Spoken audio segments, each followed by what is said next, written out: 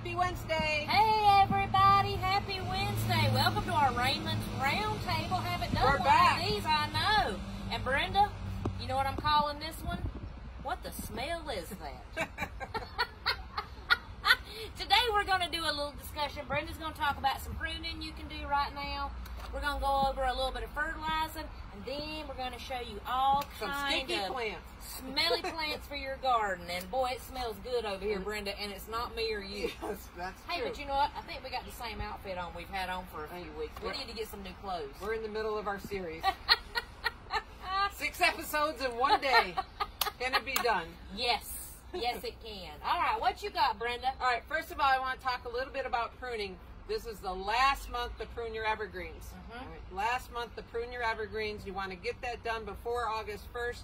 And the reason being is because once you prune them and it's still warm out, they're still going to shoot off some new growth. That new growth has to harden off before the frosts come, which could be middle October, end of October. We've had it end of September before. So now's the time to prune your evergreens. You know, trim up those hollies a little bit. Any of those camiciferuses, those mop heads that are getting a little ungainly, too big for you.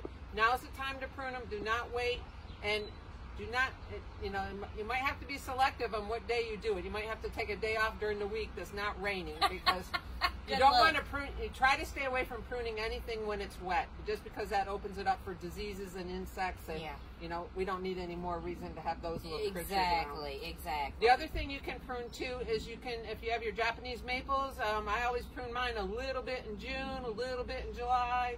And that's kind of cleaning up the inside. I don't take any major branches off unless it's dormant, which is later in the season during the winter months. But all this little fine twiggy stuff or some dead branches in the middle, any little crossing branches, now's the time to do it. Just do a little bit at a time. And if you have any questions, you know, feel free to stop by and ask either one of us. Call us, but let's address that a little bit, because so many people got hit with the freeze this year and they have damage on their maples. So I'm telling them, yes, to go ahead and start pruning a little bit of that off if it's totally dead. Don't forget to scratch. Right, and you should see, because probably the tips of it are brown or black, a little bit like that. Disinfect your pruners. Make sure it's dry. That's one plant. That and roses, you really need to make sure it's dry before you prune. Exactly. And that's the pruning thing. The other thing is the fertilizer. A little bit of fertilizer. We're not going to be fertilizing much this time of year. Again, we're trying to get things to kind of back off, harden off. We're going into our hot season now, possibly a drier season. So really, the only thing you should be fertilizing are your annuals. And for your annuals, you know, we love, and Miss Kathleen loves, our Blossom Booster. This is a liquid feed, so it's really easy to apply. I just keep a gallon mixed up under my sink and hit your annuals with this. And you can do a little pruning on them to help promote more blooms. Yeah, don't be afraid to cut back some of those annuals if they get leggy. Petunias, million bells. Make a huge difference in them. And then your daylilies, you can fertilize now as well. We recommend the flower tone from Espoma. This is a great product. You can also use this on your annuals. So it just depends on whether you want to do a granular, but this is time release, or slow release, or a liquid. And then, of course, your roses, all of you guys with your roses. If you're doing the 3-in-1, which is the systemic insecticide, fungicide, and fertilization, continue doing that. Usually it's a capful per plant, and I do it once a month. I don't wait for 6 weeks. And don't throw it under the plant. Throw it around the drip line. So go around the edge of the plant. That's where your roots are. You don't want those roots to stay right into the plant itself. And then, of course, we always carry the Espoma Rose Tone, which is a great product as well. It's organic. Organic. So that's really the only fertilization you should be doing right now. No, don't fertilize any perennials. Don't fertilize any evergreens. Don't fertilize any trees. Nothing right now. Let those plants hang on to their own going into supposedly our drought season and our peak season, and get them hardened off for the winter months come. Exactly. All right. I wish we had smell-o-vision, y'all. It does smell so good here. So we got in a couple of new plants, and we were so excited. We wanted to talk about them, and then it kind of started a snowball of what plants really have that heady fragrance. We know in a lot of zones farther south from here, You can get the, big gardenia bushes and the jasmines, and sometimes we are not able to grow those here, but do not dismay. There are plants that you can put in your garden here that have that heady, rich fragrance that just really take you back. So I guess the first one we have to talk about, because it's so gorgeous, is this Asiatic lily, and it smells Oriental. This is Oriental. So good. This is a bulb going in the ground. With this, you might want to put your permatil, because the voles, all the voles love to get into here. Spray it. Yeah. Not only do we love the smell, the deer and the voles deer love do it. too. Yeah. They love everything about this plant. Yep. But I use it in a container, so yeah, that and helps that solves a lot. and that's a great advice. It solves a lot of problems here, is doing containers. And that comes back nicely. Yep. Just be careful, because it's not toxic to dogs, but it is toxic. Every part of this plant is toxic to a cat. So if you have cats that are like a lab and eat everything, then just be careful with that. Nibblers. Let's finish with the perennials while we're here. These are the alliums. This has been one of my new favorite, and we're growing several varieties now. This is deer and rabbit resistant because it is in the onion family. Does it? Oh, it does a little. If you it does a little bit smell like an onion, but it has a beautiful bloom and a sweet little fragrance. So this one likes it kind of hot and dry. Right, and the varieties we have are Summer Beauty. We have a little bit of Lavender Bubbles, and we have Millennium. Yeah, she said it. Yes, Millennium. All right, You got it. there's a few words, in case you haven't noticed, that really stumped me in pronunciation. I get a little tongue-tied, but I've been practicing that one. Yep. So, Millennium. Millennium. So definitely come check out the alliums, because they've been a fun addition. Great edging, to the a garden. great edging plant, a great plant to put around something that the deer might nibble on. Yep. This might help deter them away from there. Yep. And of course, the good old garden phlox. This has a great little fragrance to it. And this is one that your butterflies and all love. So we have quite a few of these left. They're extremely cold hardy, and we just brought out some new varieties. We brought out that we started growing a month or so ago. So we do have a variegated one. We got the Cover Girl back. Oh, the variegated one's pretty. Yeah. So we do have some new ones, 2 or 3 new ones that we have just brought out that are probably about this tall right now. So they're looking good. They spread nicely. Pretty hard to kill. Just give them some room, because some of them are a little more susceptible to mildew. Yes. Which we are right now. I mean, my gosh, I mildew daily, so I need some fungicide. All right, so that's the perennials we have for you. Yep. All right, well, I'm going to start over here. Hello, alert, everybody. I know you all were asking for it. Oh, my gosh. I know you all were asking for this plant this spring, and we could not find it. We found them. This is Edgeworthia, the paper bush. This is such a beautiful plant. Has these gorgeous, almost tropical-looking blue-green leaves. This is deciduous. So in the wintertime, the leaves aren't here, but it has such an interesting architectural structure. And then January, February, maybe March, depends on our weather, it will have the most fragrant, heady blooms on it. Kind of like a Daphne Adora, but a little bit sweeter. They're yellow and they orient down. It's just such an interesting shrub. If you have room for one, they can get about 7 by 7. Mine never made it that far because mine's more in the shade. This can do sun, part shade, and I recommend more shade, definitely in the afternoon. It does like a good moist, rich soil, but come get your Edgeworthia, because, wow, I'm super excited. It doesn't like to dry out. Nope. Kay, do the flowers get on it before the leaves in the spring? Yes, it will bloom when the leaves are not on it, so you'll see the blooms, and you'll smell it.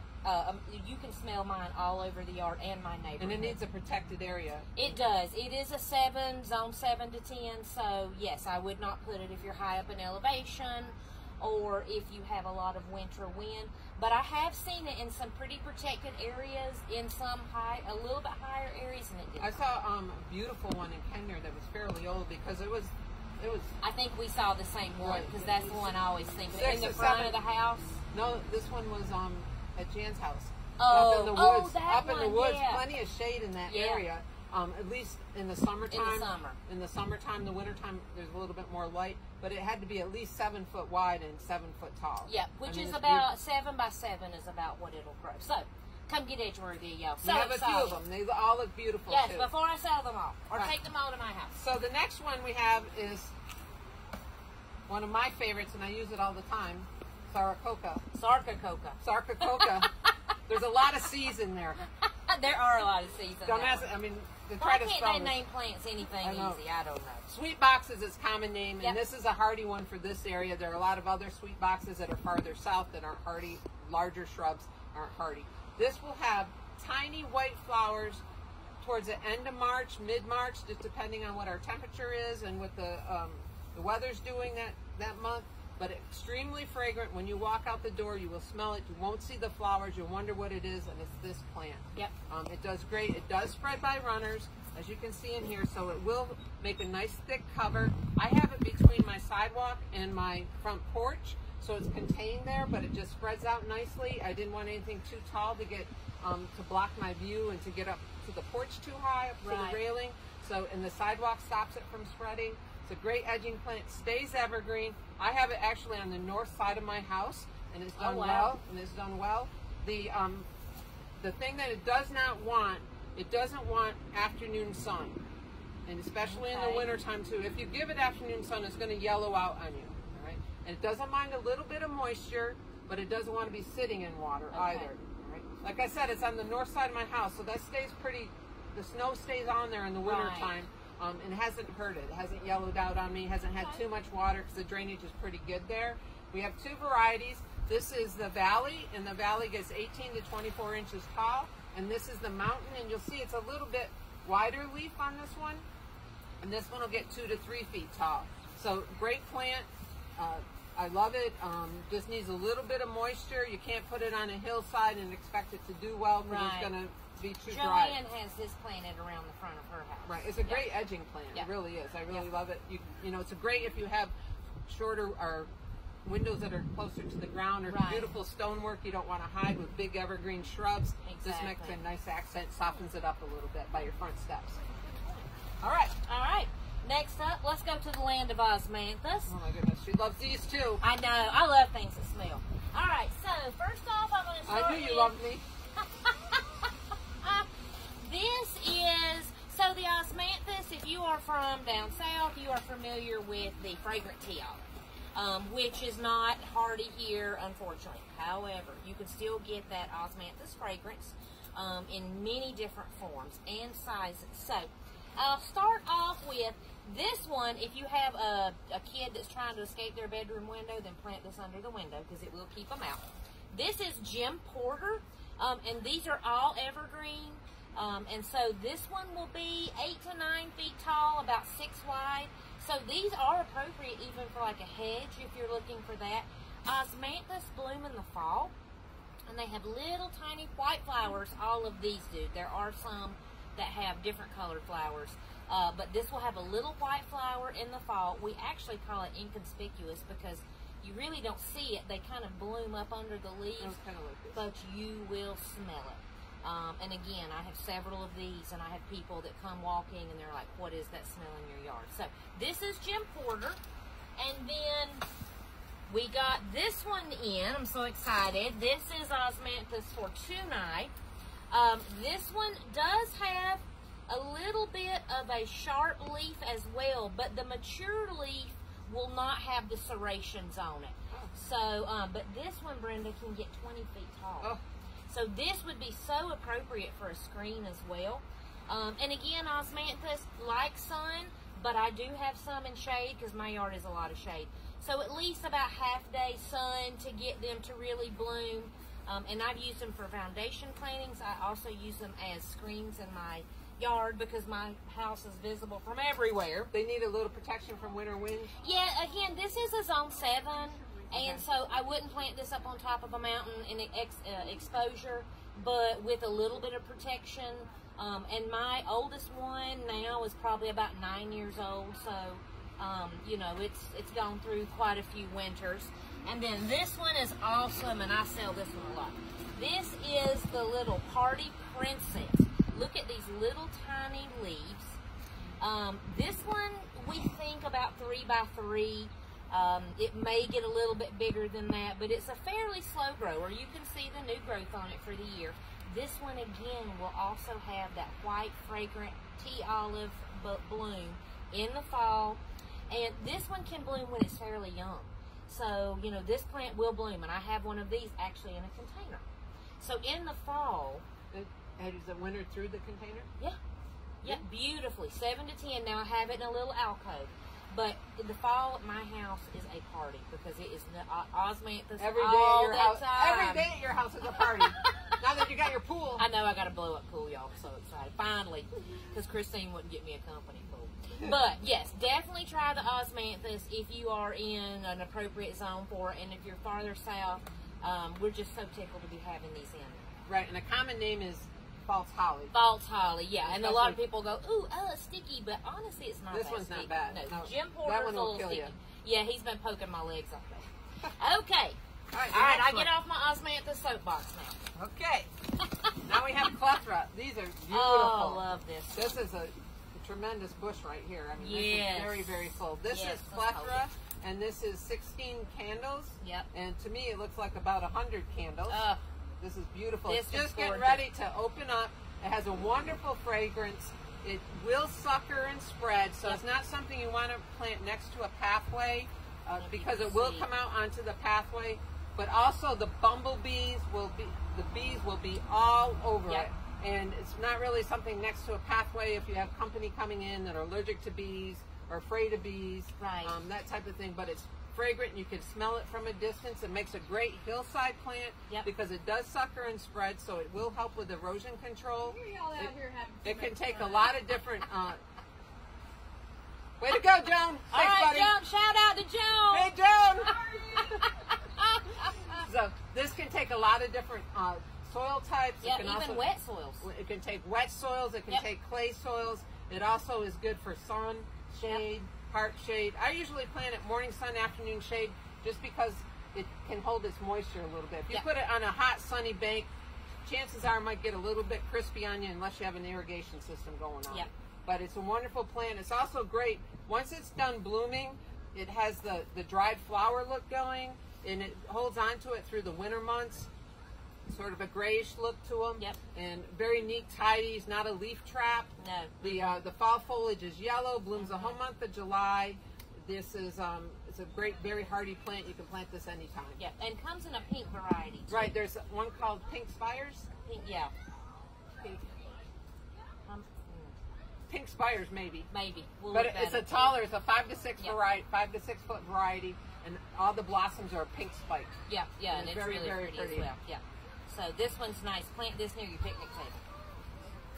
All right. Okay. Your turn. All right, my turn. All right, one of my other favorites, and everybody is loving our butterfly bushes for more than one reason. They have bred butterfly bushes now. It's not the butterfly bush your grandma had that got 40 feet tall. And that's seeded everywhere. This is a new series, but lo and behold, and there's also a pugster series that are more dwarf. So lo and behold, about 30 by 30 inches. Pugster maybe a little bit bigger. But look at the blooms on this small dwarf shrub. This one, once it starts blooming, will bloom until frost, especially with deadheading. And that's important. If you deadhead it, it makes it much tidier. Yes. More profuse blooms. Yeah, much better. So definitely deadhead, but I love it for the fragrance. You know, maybe I was a butterfly in the past life or something. Maybe a moth. But anyways, this is a great cut flower too. It looks great in arrangements. Proven Winners has done an excellent job with all their butterfly series. I mean, I love the Miss Ruby, the Miss Violet. Oh my gosh, yeah. The Miss Molly. Those all get about 4 to 5 feet tall. This is Purple Days. Lo and behold, there's also the Pugsters, the Pugster Pinker, the Pugster Amethyst, Periwinkle, Blue. Those are all coming in. We have some in stock right now, but we have a lot more coming in from one of our vendors either Thursday or Friday. So an excellent plant, and these are only $28. Yeah, and you know, because of this dwarf habit now, I've even been incorporating these in like some foundation plantings in front of evergreens. So you'll get that bloom, you know, all summer long. So great plant. What kind of soil conditions? Dry, it likes good sun, well-drained soil. Especially in the winter months. Yep. Especially in the winter months. And then don't be afraid to prune this back in the spring, early spring or late winter, usually around mid-March or so. You know, it's kind of scary around here when we never know that last frost is going to be like this last year. But don't be afraid to prune this back. Just go up a couple from the last green set of leaves and just prune above them, and this will keep remaining bushy, won't get leggy, won't get floppy on you. So it's a great thing. Beautiful plant. Can't go wrong with the butterfly bushes. Nope. And it's great for the butterflies. All right, well, I think I'm smelled out, Brenda. I think I'm talked out. Believe it or not. I'll believe that when I see it. All right, well, we'll catch you next week maybe for another round table. Hey, we wanted to give a shout out to Bryce. Bryce. He's one of our young men who are now in the service, and he is doing us proud. So we just want to say hey to you. I think he's in Oklahoma. So for a couple more weeks. And no doubt. Then we don't know where he's going, but we miss you, Bryce. We think about you. No doubt. All right, love you guys, and we'll see you soon.